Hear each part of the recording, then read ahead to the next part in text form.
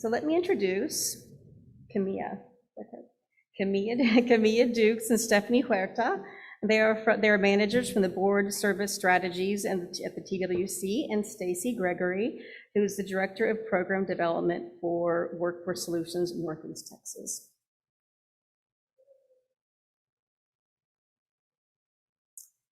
Hi, everyone. Welcome to TAA WIOA Partnering for Success.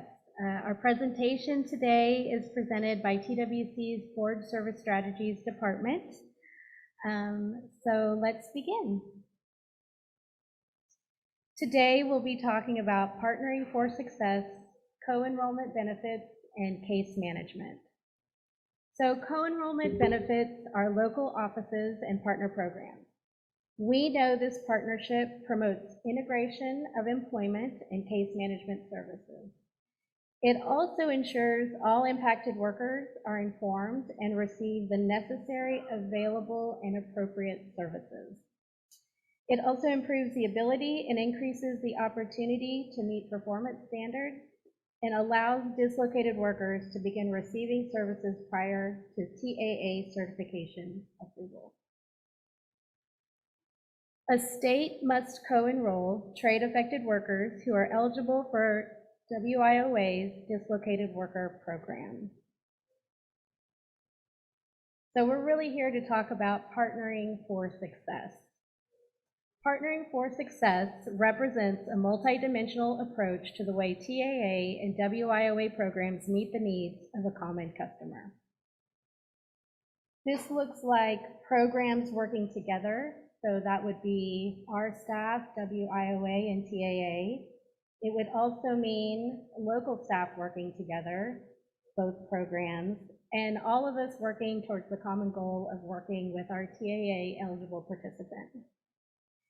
It also means understanding the co-enrollment requirements, including expedited eligibility for WIOA dislocated worker, and ensures workers are provided all available and essential services for positive outcomes. The partnership begins the day a participant becomes TAA eligible. Texas must comply with the federal co-enrollment requirements. TWC state-level staff, as well as WIOA and TAA local staff, need to commit to working with participants as effectively as possible. This allows workers to fully benefit from services to gain long-term employment. We all know that co-enrollment cannot begin until a participant is certified and the employee has been determined eligible. However, we know that we are also offering rapid response services to these employers. We are offering the employee, we're sending them letters to notify them that they are potentially eligible for TAA services. We also know that they do not always go into the office when they get all this information. And one of those reasons could be simply because they don't really understand the TAA and WIOA permits.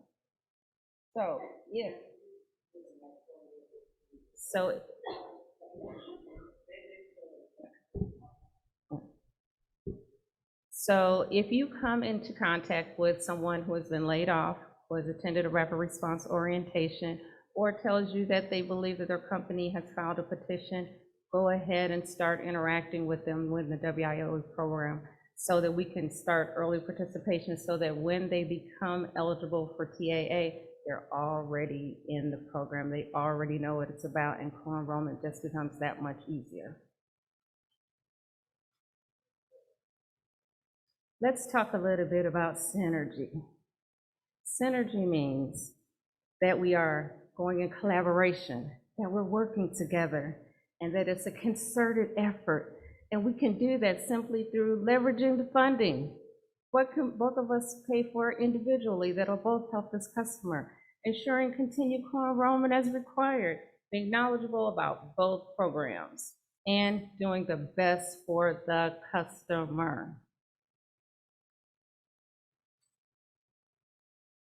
Co-enrollment has numerous advantages, additional training options, OJT, work experience, We could support services that TAA is definitely unable to pay for, such as rental assistance, utility payments, and guess what? They can maybe possibly even get their car repaired for transportation to get back and forth to school. And it improves the success rate for both programs. And WIOA can also provide that one-on-one follow-up after service, after they have completed training that TAA can't provide. So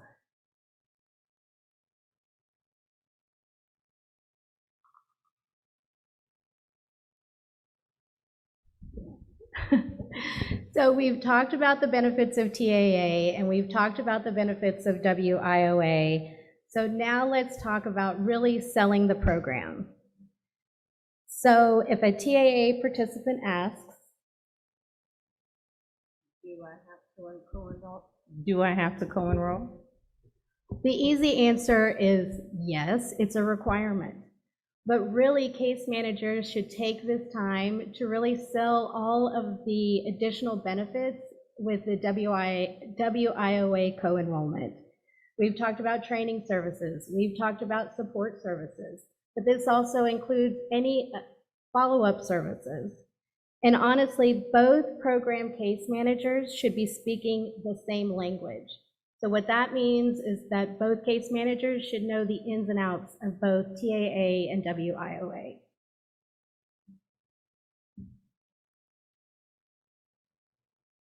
Case management.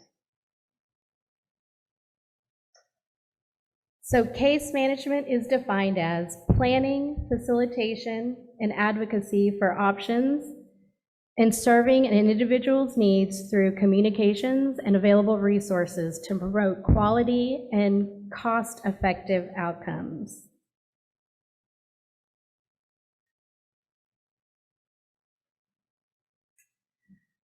So along with case management, along with the benefits, co-enrollment benefits, and we also are looking at the state level. TAA staff, WIOA staff, we work together to review our monthly data for each board area. We're looking for areas where co-enrollment might be lacking, or if a particular worker is not receiving a participatory service for the quarter. So a bit of a reality check. As of May 2022, we've got 186 TAA cases statewide. With that, we have 6 TAA Texas Model Case Managers to support, with the DOL requirement of 100% co-enrollment into WIOA. There are some limitations to what merit staff can do, and those requirements are boards must ensure that only state merit staff provides the following TAA services. That's approval of proposed TAA-supported training, including any amendments to the REP, approval and review of a waiver of the training requirement if the worker is unable to participate in the training because of health issues, the enrollment date for training has passed, or training is not reasonably available to the worker. Also, revocation of a waiver of the training requirement if training becomes feasible. So case managers play a very important role in the workforce delivery system. Each is a guide, an expert, and a counselor for their customers. The approach a case manager takes sets the foundation for the customer's success as they transition to a new career. A thorough assessment includes previous employment, transferable skills, training needs, employment income goals, and barriers that need to be addressed. So we know that this is all an ongoing effort and that local staff must fully understand why this is a requirement for TAA participants and really embrace it. And also work on successfully implementing co-enrollment. We need all involved to commit to serving participants as effectively as possible. And this allows workers to benefit from services with the long-term goal of long-term employment. So we released the WD letter on September 27th, 2021. That's WD letter 1821. After many months of working towards determining what we need as it relates to that DOL requirement. Our work isn't done yet, that's why we're here today, and we're still working towards our goal of 100% co-enrollment. We know this is a work in progress. TWC state level staff are here to provide that guidance, and we're also looking at possibly providing more additional guidance as we work to that goal of 100% co-enrollment. So with that, we are going to turn over our presentation today to Northeast Texas. They're going to share some strategies and best practices for co-enrollment.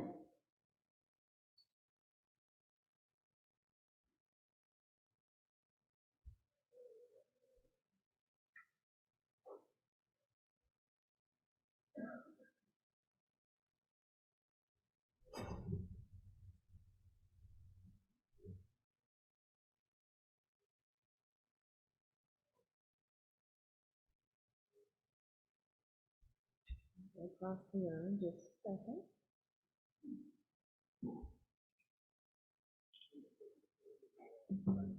Yes.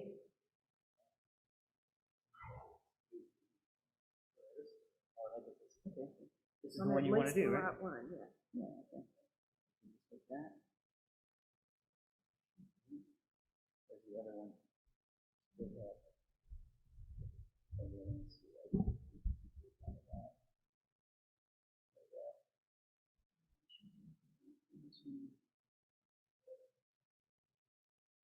There we go. My goal today is just to tell you how we worked with the TAA WIOA co-enrollment process in the last year. We had a group of individuals from one of our local companies that had a petition approved, and kind of how we tried to do this process. If you've been in workforce very long, you know that this is not the first time that we've had to co-enroll our TAA customers into WIOA. At the time it was WIA. We may have done it in JTPA. I can't speak to programs before that. So what we decided to do was, instead of focusing on the programs themselves, focus on customer service. Focus on what we want to provide to the customer, how we were best going to be able to provide it, and to not talk about acronyms with our customers. They really don't care which initials they're being tagged with in our system. They just want to know about the services that they're going to receive. So we knew we were going to have a whole lot of customers coming in, and we knew we needed to have a plan for how we were going to work with those customers.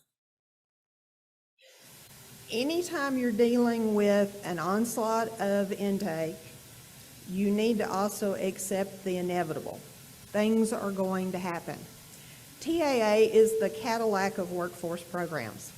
Those customers are entitled to services. They know that.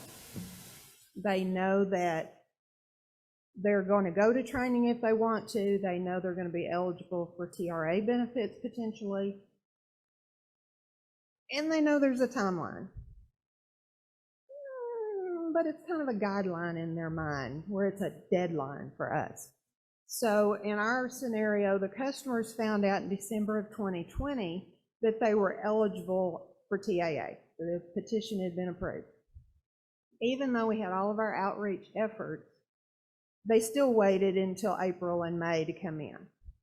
They knew their TRA deadline was right there. They needed to get into school for summer one. So they waited until April and May to come in. In our outreach, we gave them lots of instructions. Make sure you bring in your identification. Make sure you get your paperwork filled out. They don't follow instructions. You set them up appointments. Make sure you bring your degree plan. They may or may not bring their degree plan. You get them enrolled into training, and they change their training on you. And they don't tell you. So you get the invoice to pay for their training and go, oh, I thought you were going to nursing school and you're a welder. Okay, great. All of these things are going to happen, so you need to know that. when you're getting ready to set your plan in motion. If you've never had those problems when you're working with TAA, we need to talk when this is over, because I want to know how you managed to get that to work. I said we wanted a customer-friendly process. So the first thing we needed to think about, let's not focus on programs, let's focus on customer service. So what we did was developed an intake packet that would cover both programs. Customers don't care, let's just get them to fill out our paperwork. We made the paperwork available through DocuSign if they did want to come in the office and wanted virtual services, or if they actually wanted to come into the office, we still did paper and pen versions of paperwork. You probably can't see those really closely, but what we did, we got our authorization to work form in there. We also decided that for both programs, we would use the IEP that TAA uses. That is not the same IEP we normally use with WIOA, but we knew we could pull out enough information that we could work both of our programs. For WIOA, we put our service plan into Twist, and that's kind of the format of our IEP. So we knew we could pull that information off the TAA version.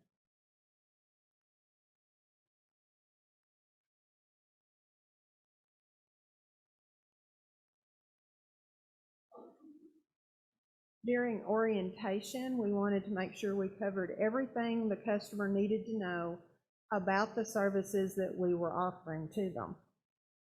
During the process, we told them they were eligible for TAA and the types of services that they could receive to get training to go back to work, and that they were potentially eligible for WIOA services, where they would have additional assistance with support services, going back to work, job search assistance, help retaining that employment if they needed help with needs-related payments once they got their jobs.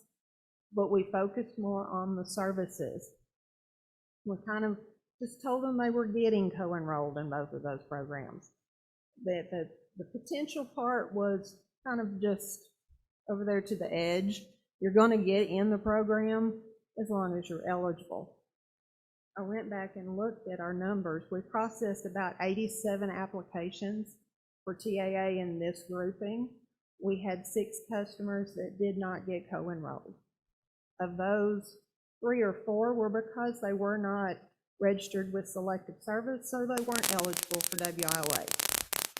The remaining 2, I think we had, they were customers that thought they wanted the TAA assistance and then decided they didn't want to go to training after all.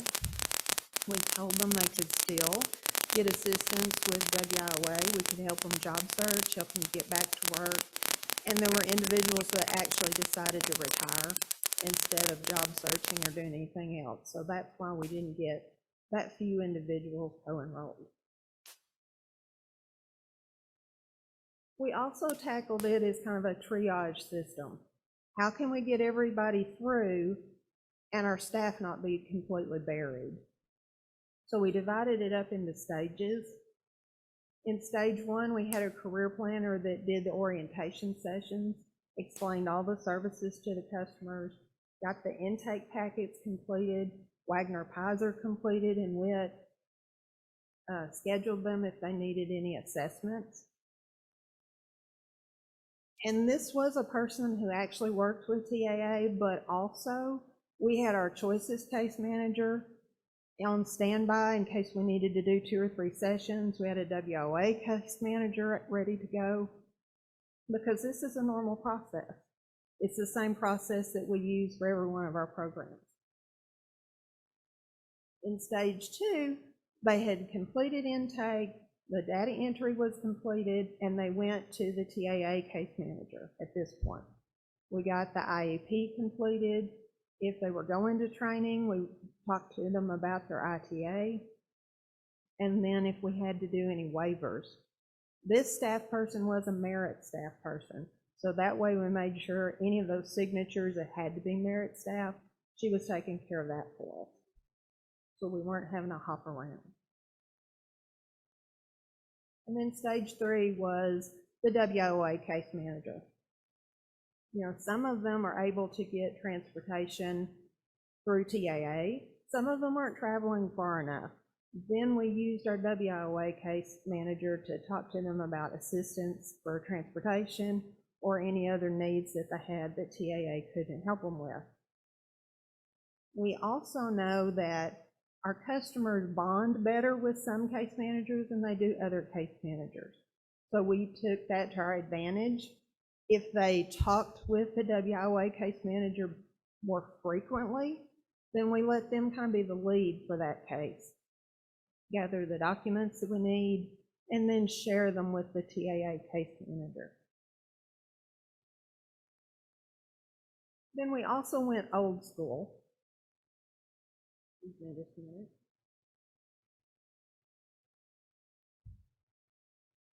We created an Excel spreadsheet so that we could track those initial services that were going on with the customers as they were coming in. The case managers would send me the list of the customers that were supposed to come to intake, and I would add them so that I could track. Did they show up? Did we get their intake paperwork done? When you've got 87 people coming in, which we're a small board area, so that's a lot of people for us. But if they're all coming in at one time, we didn't want to miss all the monitoring stuff.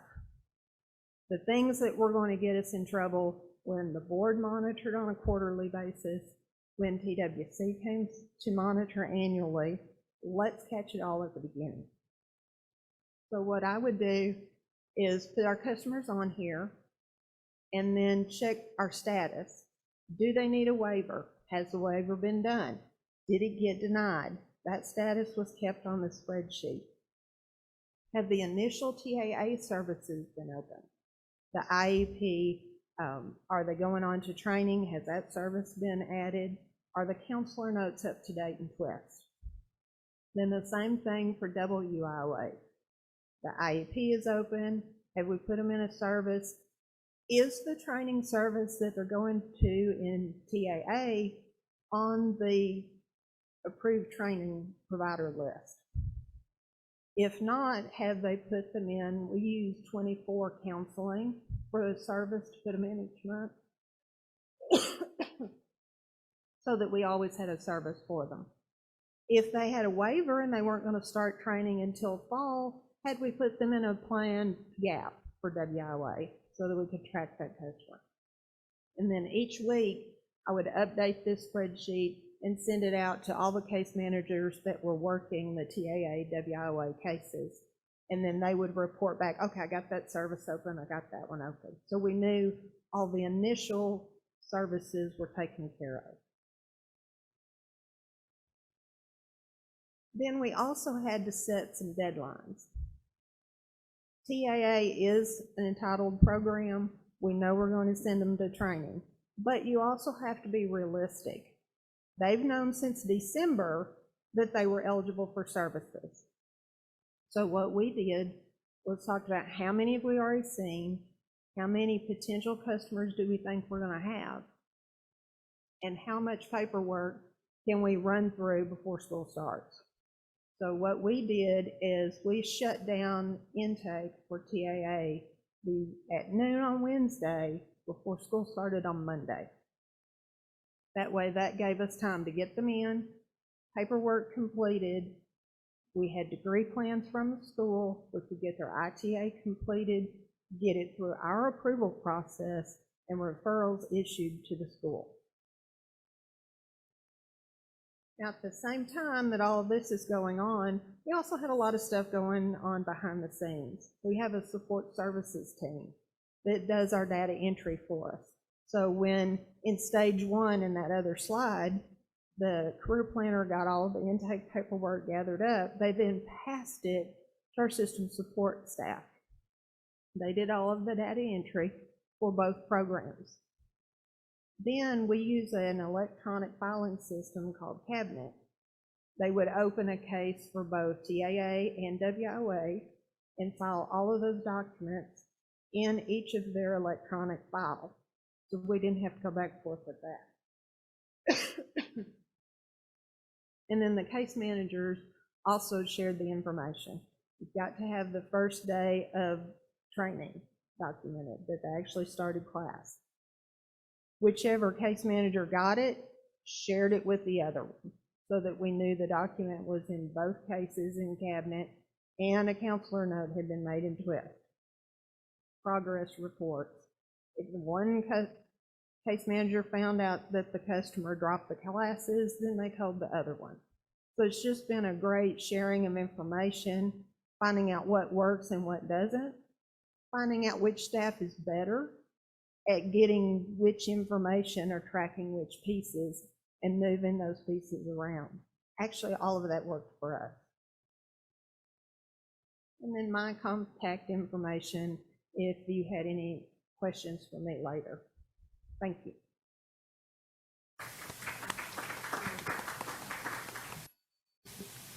So we are going to kick off our question and answer period with questions and answers. First by Mr. Tedrick Woods, who is a program specialist in the Board Service Strategies Department.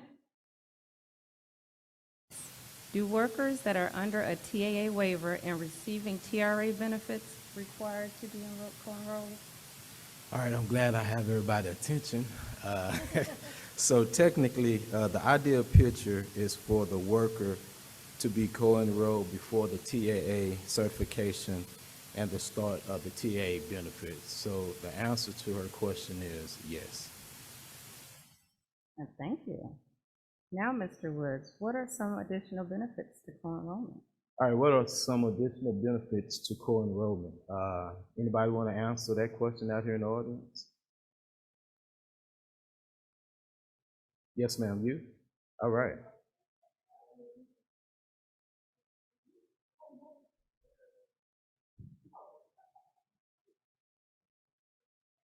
So her question, what are some benefits to co-enrollment? Thank you. Additional support services possibly, as Stacie stated. We ended up with a lot, same board area, we ended up with a lot of individuals who did not qualify for the transportation assistance through TAA because of the guidelines that program has, but we were able to pick up the slack for those folks and provide them transportation assistance through WIOA. So it's a big benefit for the customer. All right, thank you. Anybody else? All right. So I was just going to add to what she said. So not only the transportation assistance, but let's just say somebody needs additional assistance with some support services such as rental assistance, utility assistance. If they needed childcare, you could refer them to childcare. So really all of the support services that are offered under WIOA is a benefit for them. And so that's the way you have to sell it to them. I think Stacie was correct. The customer does not care if it's WIOA, TAA. They just want to know that they're getting their training paid, they're going to be getting some support and some help, and then our staff is here to help them do that. So all of those additional things is what are benefits for them. All right, thank you. So indeed, transportation, higher retention rates leads to increased performance outcome, faster eligibility, determination, and so forth and so on. But thank you all for engaging in this question and answer. All right, next question. Where can workforce staff find additional information about co-enrollment? All right, I know that's an easy question, right? So that's going to be WD letter 3020 and 1621 and 1821. And where can you find that? You can find it on TWC web page. You will have to go TWC website page, and it's up under policy where you will click on the policy, then it'll take you to where the WD letter and 3020 and 1621 and 1821. But those are the information where you can find information about co-enroll. All right, next question.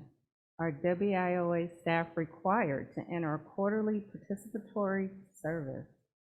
Can you repeat that again? I want everybody to hear this, please. Just listen to this one time, and I might just drop the microphone.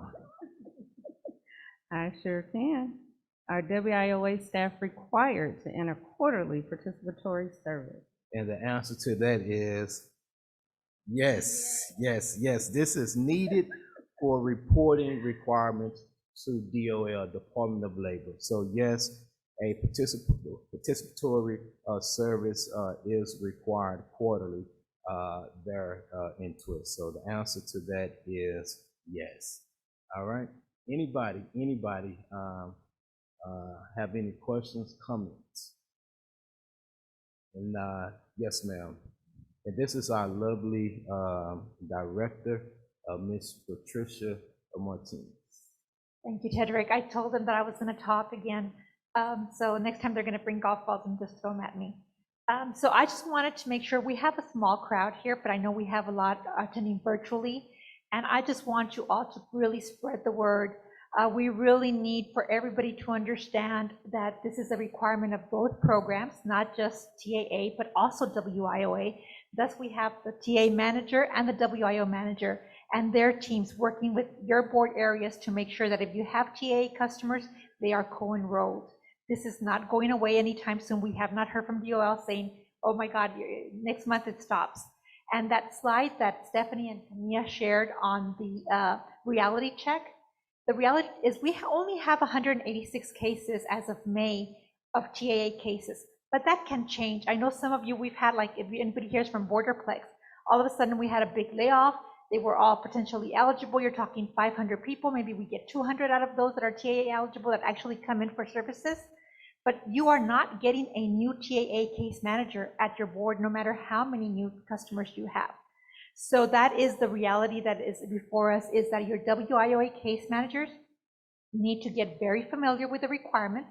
There are certain things that only the merit staff can do, the Texas Model Merit staff, and those are the functions that were listed up there.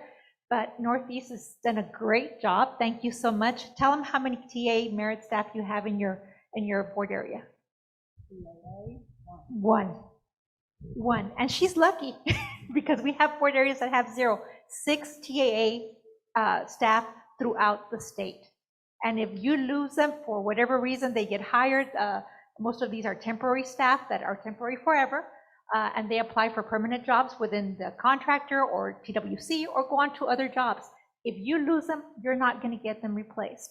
So I beg you, and Camea and Stephanie will thank you because I am on them constantly, is how many and how many more. And you're talking, we're counting 1, 2 that have not been co-enrolled. So there's a lot of staff time on your side at the board level because we're calling you and then you have to follow up with your contractor and then back and forth. This is an ongoing, not changing, it's happening. We need to get on it. So thank you so much. And I am so happy that you presented Northeast. Thank you so much.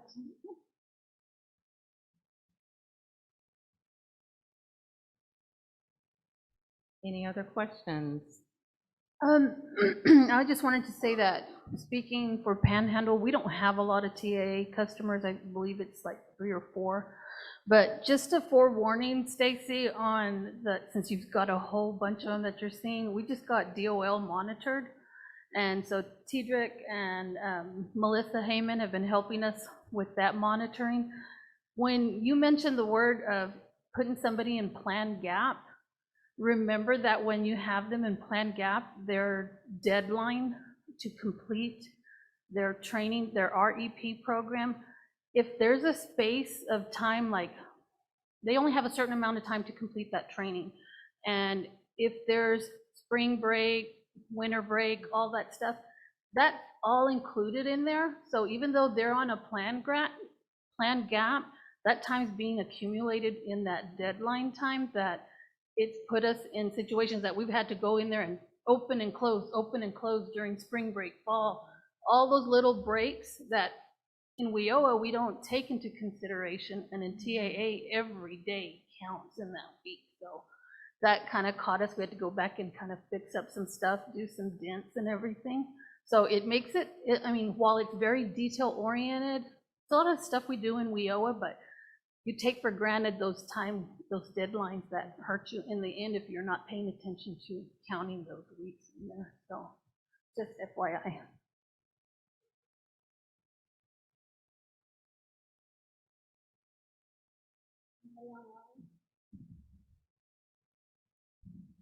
Yeah, hi, everybody. We had one question online, and it said, will the virtual people receive a paper copy of the presentation? Maybe a better way to say that would be, is the presentation available electronically for anyone?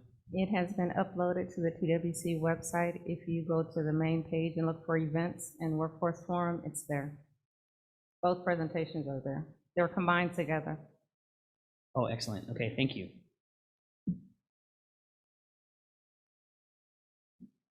No more questions? Well, thank you for joining us today, and we look forward to seeing those co-enrollments.